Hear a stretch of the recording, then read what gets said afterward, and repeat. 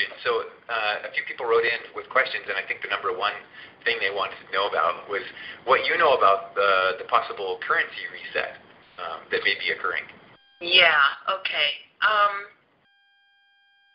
It's interesting. I want to say I have a few things to say about that. I've been plugged in on a number of levels to that subject.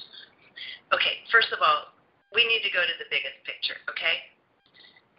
There is nothing happening on a large economic scale that all of the intelligence bodies around the world are not involved in. So first of all, understand that. You don't have big movement of money happening without the oversight of the world's intelligence agencies. And for a fact, from Interpol, CIA, MI6, and all the others, they are all watching this very carefully and deeply involved with the control of what will and will not happen and be released and when it will happen. So that said, the other part of that is that it's important to understand, just like we were talking about love, this goes across the board. Changes are happening everywhere, and I've realized we can't label the intelligence communities as bad or good anymore. They're made of individuals, and there are factions within these organizations that are there for what they think are the truest reasons, to keep stability, to keep a certain level of peace, and so forth going in the world. There are other factors in there and other individuals that are more, disturbing and would prefer to see other things happen. So just because I'm saying that the intelligence communities are involved does not mean that's a bad thing. It means that they're watching closely and nothing's going to happen without their input. So, you've got that. You have, as you know, there have been a lot of suicide. We shall say we also have seen a lot of bankers at high levels suicided lately. This is for a variety of reasons. One thing I have learned is that at the very highest levels of finance, when we're talking where very large financial instruments are involved, moving very large amounts of money around the world, has the absolute highest degree of corruption imaginable. We look at drug cartels, out of countries south of the border and think of that as corruption. No, what happens at the highest banking levels is as bad or far worse than that. And again, reformation is happening at the top. There are people who are being taken out through a variety of means, not necessarily killed, but are being removed. There are factions at the top that understand this is depleting the planet, is squeezing the blood out of the planet the way the banking industry has happened. Countries like Iraq have been ruined. Their currency, which was a vital, healthy currency, in a country that had its own sophisticated culture, along with Iran, that country has been ruined as a result of our coming into the country, creating that war, and then devaluing their currency down to nothing. They have nothing. And so, of course, the dinar is the hot topic, and also the Vietnamese dong. And it is being said, and I can only say being said because no one knows the truth except perhaps a handful of people on the planet. I don't know. No one really knows the truth about when these revals are going to happen. But from my understanding, the best I can understand, they are going to happen. They have to happen. Countries need to be made whole again. But at the same time, whoever it is that's doing oversight around this planet is not going to allow for someone who has no understanding of money, who's been buying up some dong or dinar, to suddenly have billions of dollars in their hands to play with and do what they want. My understanding of it is, at the highest level I have access to, that there will probably be some kind of rolling out, oversight, meeting out at some level on this. Now, that may not be right, and I'm only speaking in terms of what I've been told, and that's all I have access to. And from various sources, I'm just going with the best of what I know at the moment, and with my own logic.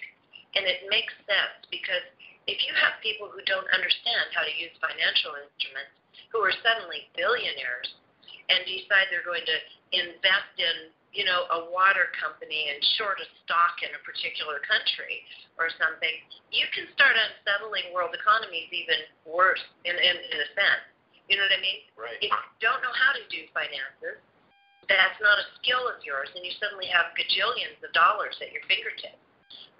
What does that do, too? Not that I would mind that. I, too, have bought dinar and dong. I wouldn't mind having gajillions of dollars at my fingertips.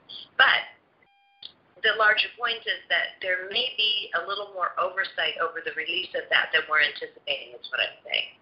Doesn't mean it won't happen. Doesn't mean it won't be beneficial. Doesn't mean there aren't people who won't make some money. I mean, last estimate I heard is there are about 5 million people around the planet who have already invested in Dinar, for example. So it's not a large group of people, but some of the people that ask that question obviously have Dinar or dong or both or other currencies as well. Or looking at it, yeah. And again, I mean, to see what's going on in between Russia and the U.S. and the BRICS coalition, I'm always wondering what's going on behind the scenes there, and is that going to have some effect? And almost no one is really privy to what is going on behind the scenes. The reason is because part of the job of the intelligence communities is to create a lot of disinformation, which they're doing. Yeah. And so you really have to be pretty deeply psychic, I think, to be able to kind of dial into movement of things, which is all subject to last-minute manipulation anyway. Look at the gold and silver market. My God. Right. The shortage, the physical shortage of this stuff, the commodity that it is, what's happening in India with people who are willing to pay fines and go on the black market just to buy the stuff, yet its value is down, 20-30% from a year ago? Yeah, it doesn't make any sense, logically. And I mean, Andy Hoffman has talked to me about the notion that there almost needs to be 2 markets, a physical market and then a paper market. The paper market is completely manipulated, but it sets the price for the physical market. It doesn't make any sense. Makes no sense.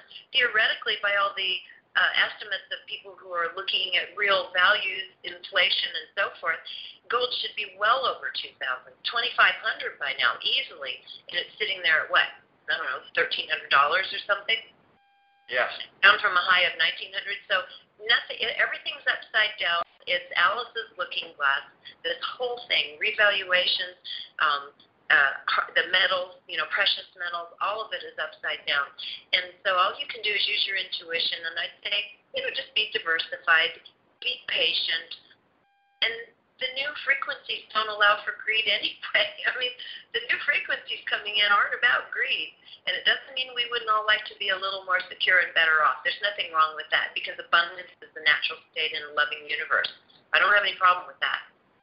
But the greed factor of it, we have to look inside and say, what's going on? What's going on inside me with this? And each one of us has to do that when it comes to the economy and start looking at what is of true value. Yeah, exactly. And thinking, well, what would I do with all that money? What is it that how I'd want to live my life or do differently that all that money would provide? It's like thinking of the benefits rather than just having all this power, right? What would I do with that power? But a lot of people say if their dong or dinar came through, there are a lot of projects they'd like to invest in. And I know that at very deep levels, globally, there are things going on that are going to begin funding really amazing projects that will benefit humanity. This is all happening behind the scenes. We're actually in a very good period of time. We just can't see it yet because the other stuff is obscuring it still. It still looks like business as normal, especially if you watch mainstream media. You would never know there's any shift going on. Right. They're too busy looking at, stuff like Justin Bieber and things like that. Yeah. Like, come on, there's so many things going on that we need to pay attention to. But that's why there's people like you to bring those kind of things to our awareness. So, thank you. You said you've got a busy week next week full of interviews. What kind of interviews do you have set up next week?